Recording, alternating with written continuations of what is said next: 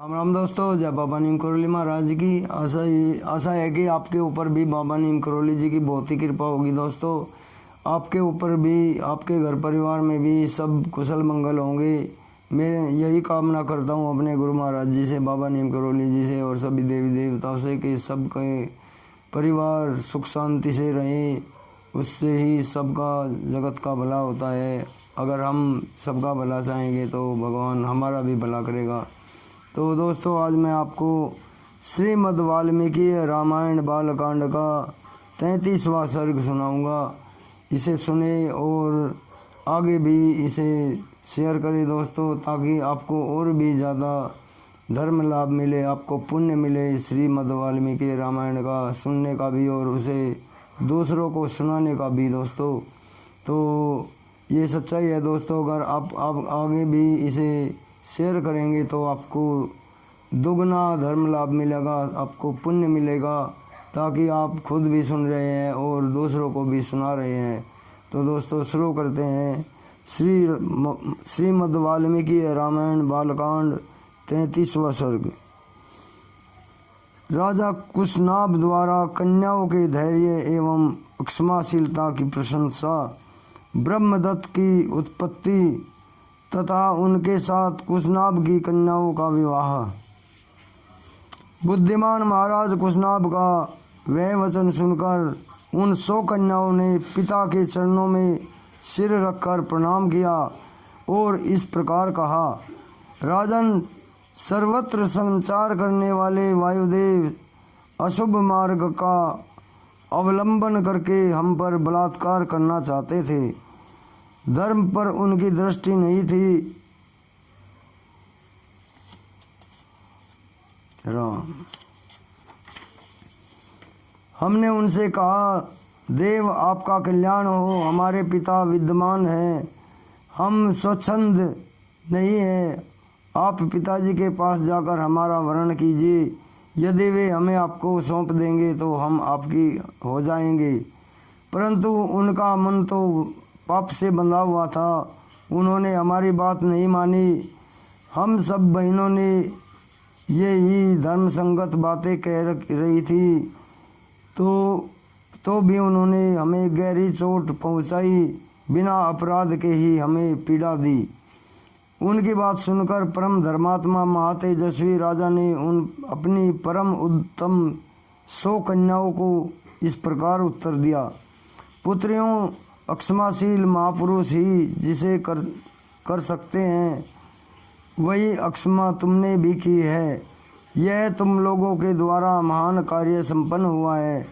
तुम सबने एक मत होकर जो मेरे कुल की मर्यादा पर ही दृष्टि रखी है, काम भाव को अपने मन में स्थान नहीं दिया, यह भी तुमने बहुत बड़ा काम किया है।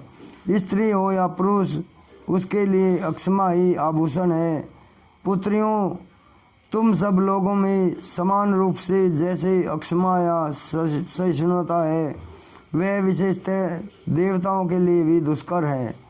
पुत्रियों, अक्षमा दान है, अक्षमा सत्य है, अक्षमा यज्ञ है, अक्षमा यश है, अक्षमा धर्म है, अक्षमा पर ही यह संपूर्ण जगत टिका है। रघुकुल नंदन श्री राम, देवतुल्य पराक्रमी राजा कुशनाभ ने कन्याओं से ऐसा कहकर उन्हें अंतःपुर में जाने की आज्ञा दे दी और मंत्रणा के तत्व को जानने वाले उन नरेश ने स्वयं मंत्रियों के साथ बैठकर कन्याओं के विवाह के विषय में विचार आरंभ कर दिया।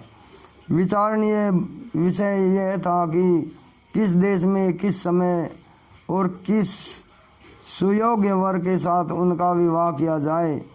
उन्हीं दिनों चूली नाम से प्रसिद्ध एक महातेजस्वी सदाचारी तथा उद्धरेता नैतिक ब्रह्मचारी मुनि वेदोक्त तप का अनुष्ठान कर रहे थे अथवा ब्रह्मचिंतन रूप तपस्या में संलग्न थे।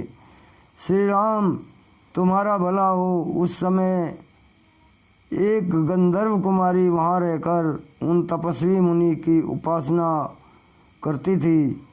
उसका नाम था सोमदा। वह उर्मिला की पुत्री थी। वह प्रतिदिन मुनि को प्रणाम करके उनकी सेवा में लगी रहती थी तथा धर्म में स्थित रहकर समय समय पर सेवा के लिए उपस्थित होती थी। इससे उसके ऊपर वे गौरवशाली मुनि बहुत संतुष्ट हुए। रघुनंदन शुभ समय आने पर चूली ने उस गंधर्व कन्या से कहा, शुभे, तुम्हारा कल्याण हो, मैं तुम पर बहुत संतुष्ट हूँ। बोलो तुम्हारा कौन सा प्रिय कार्य सिद्ध करूँ। मुनि को संतुष्ट जानकर गंधर्व कन्या बहुत प्रसन्न हुई। वह बोलने की कला जानती थी। उसने वाणी के मर्मज्ञ मुनि से मधुर स्वर में इस प्रकार कहा, महर्षि, आप ब्राह्मी संपत्ति ब्रह्म तेज के संपन्न होकर ब्रह्म स्वरूप हो गए हैं, अतः आप महान तपस्वी हैं। मैं आपसे ब्रह्मा तप, ब्रह्म ज्ञान एवं वेदोक्त तप से युक्त धर्मात्मा पुत्र प्राप्त करना चाहती हूँ। मुने, आपका भला हो।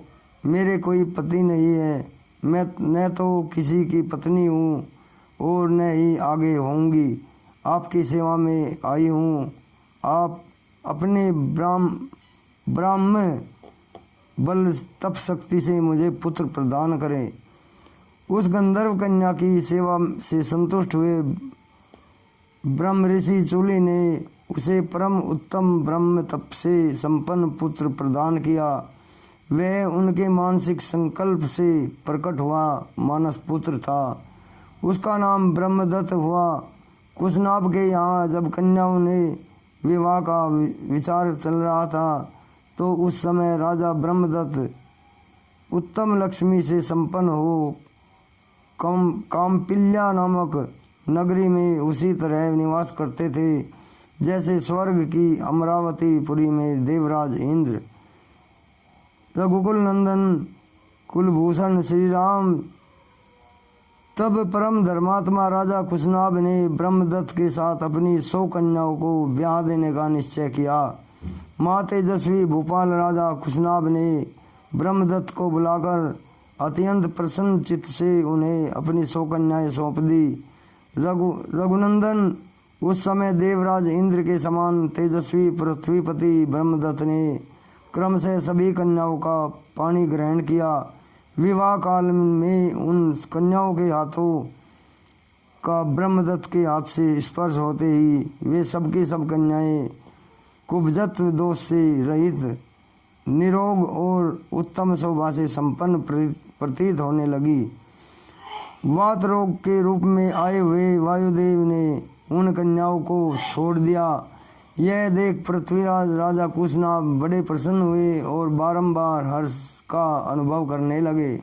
भोपाल राजा ब्रह्मदत्त का विवाह कार्य संपन्न हो जाने पर महाराज कुशनाभ ने उन्हें पत्नियों तथा पुरोहितों सहित आदर पूर्वक विदा किया। गंधर्वी सोमदा ने अपने पुत्र को तथा उसके योग्य विवाह संबंध को देखकर अपनी पुत्र वधुओं का यथोचित रूप से अभिनंदन किया।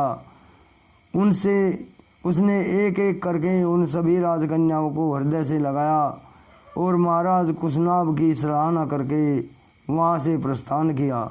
इस प्रकार श्री वाल्मीकि निर्मित आर्ष रामायण आदि काव्य के बालकांड में 33वां सर्ग पूरा हुआ। जय श्री राम, जय हनुमान जी की, जय बाबा नीम करोली महाराज जी की। दोस्तों, ये श्रीमद् वाल्मीकि रामायण का 33वां सर्ग, बालकांड का ये 33वां सर्ग है। दोस्तों, ये पूरा हुआ। अब आगे आपको कल मैं 34वां सर्ग सुनाऊंगा बालकांड का। इसका नाम है गादी की उत्पत्ति, कौशिक की प्रशंसा। विश्वामित्र जी का कथा बंद करके आधी रात को वर्णन करते हुए सबको सोने की आज्ञा देकर शयन करना। श्री राम। जय बाबा नीम करोली महाराज जी की, जय हनुमान जी की।